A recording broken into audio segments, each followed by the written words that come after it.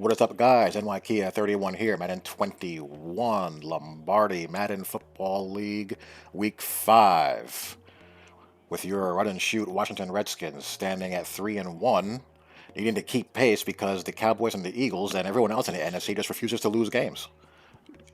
You got well, we'll all sit each other out, obviously, but you have the Panthers and the Falcons there, both at 4-1. The Eagles are unbeaten, the Cowboys are unbeaten, that kind of thing. So I'm just trying to keep up and see what I can pull out here with the Redskins in season 1 as we take on the Rams.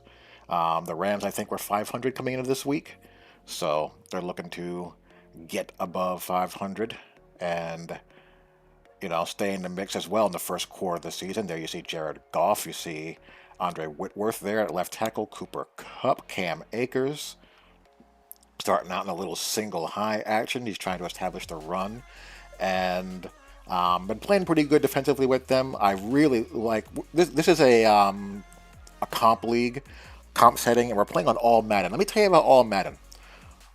All-Madden has some quirks, like lower thresholds. You would think it'd be the opposite. You think, thresholds would be less forgiving and be harder to reach.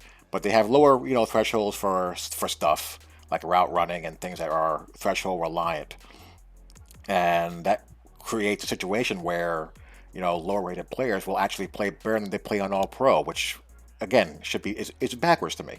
But on All Madden, and this is default All Madden for the most part, on All Madden you do get your pass rush, and I've been getting some good performances out of the defensive line for the Redskins between Chase Young, Kerrigan, Montez Sweat, who plays against mobile QBs and scramblers, and got a trio of really good defensive tackles.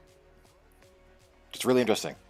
So anyway, we give up the touchdown there in man coverage. I had some adjustments made where I was trying to get a bracket on Cooper Kupp there somehow, and we got a free release off the line, got burnt, and we're down 7-0. So J.D. McKissick there getting a little jukey juke on, trying to answer. He's got Ramsey there on the left-hand side. McLaren is there as well. And so I didn't really fool around with Ramsey all that much. Look at this throw by Mr. Haskins on the move. Very nice. Ran a little switch concept there, a little play action. We're going to go down the middle of the field, and we get a drop there. That's unfortunate, but we're going to go right back and pass on the other side. And we get 6. So there you go. So we're back even. 7-7 game. Play action pass from Mr. Goff. He's kind of stuck there. And we get a sack there with Mr. Kerrigan. I think he wasn't quite sure how that play action was going to play out and tried to resettle himself, and that caused some issues. Here I was basically over adjusting stuff. I left 2 routes wide open, and he picked the deeper route out of the 2. You saw the flat open there as well. I kind of just was getting a little bit too cute with some adjustments there. Gonna do a little bit of motioning. Doesn't really change anything here for what we are in. Play action again, and we get a pass deflection there. That's a good animation for me, bad for him. The receiver had the defender out leverage, and he got a reach back animation. Weird. Next play, we got Chase Young there, so we're doing pretty well. Get a great punt there, so we're pinned back. McKissick again. Doesn't have the best breakaway speed in the face of the earth, but good enough, and he's really got some really nice juke moves. Stop and pop there on the flat curl flat read. Gonna do a little play action double move here to the slot. It's not there. We hit the out route. And Sims with some run after catch. Sneaky good wide receiver core these skins have. They're all pretty young for the most part, at least the guys who I play. And they're pretty decent in the roles that I want. I like to have my spec catch guys on the outside and my shifty guys on the inside. And they're not bad. As we're doing some work here on the march. Do a little QB draw. We don't quite get in there with Haskins. So we're just going to run a little pitch here to McKissick, and we're going to go up 14-7 with 2 and change left in the half. Starts out next drive trying to do a little bit of slip screen to Cam Akers. I read it pretty well, but I get clipped by a blocker there, And again, slip screens, they're pesky. They're pesky. They're peskier to read, and the defense doesn't really respond to them all that great. So they can get you if you're not alert to them and spot them right away or close to right away, and then make a beeline and hope you don't get picked off. So anyway, he's in business here, getting ready to cross midfield. Nice stick there. Try not to allow anything deep, obviously, but also we don't want to give up 6 before the half. And good coverage here, and Iana just splits the double team and gets the sack. So the D-line's being active. They are giving me what I need. So third quarter here, we have ball. Does a little mug A-gap look there. We're going to go play action, and I threw that ball. I had my finger on the left trigger, and that results in the INT, so there you go, because I threw a low ball pass.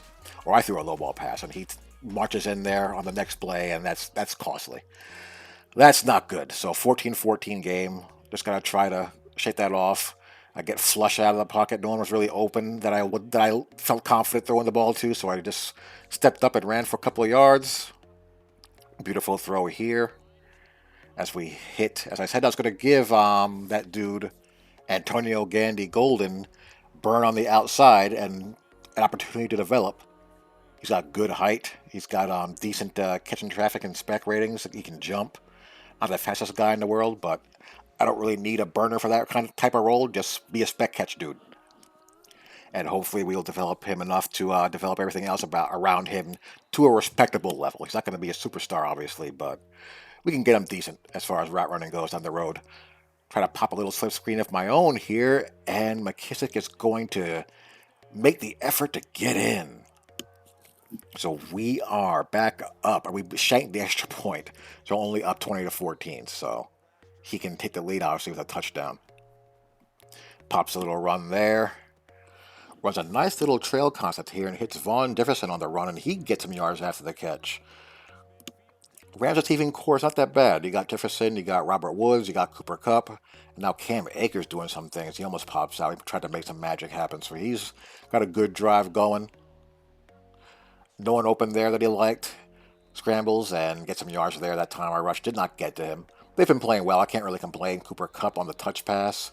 So we got to bow up here and hold. Play action pass. And he will get flushed again. Throw out a sack. Oh. If that could have gone into the arms of the defender, that would have been grand. So 3rd and 7. Here comes Kerrigan around the corner. And Troy Apke picks this off. We're going to bring it out from the back of the end zone. And Troy Apke, he got blocks. He tiptoes down the sideline. And he could go. He could go. Looking like Ed Reed out there. That's close to a 110-yard INT return for 6.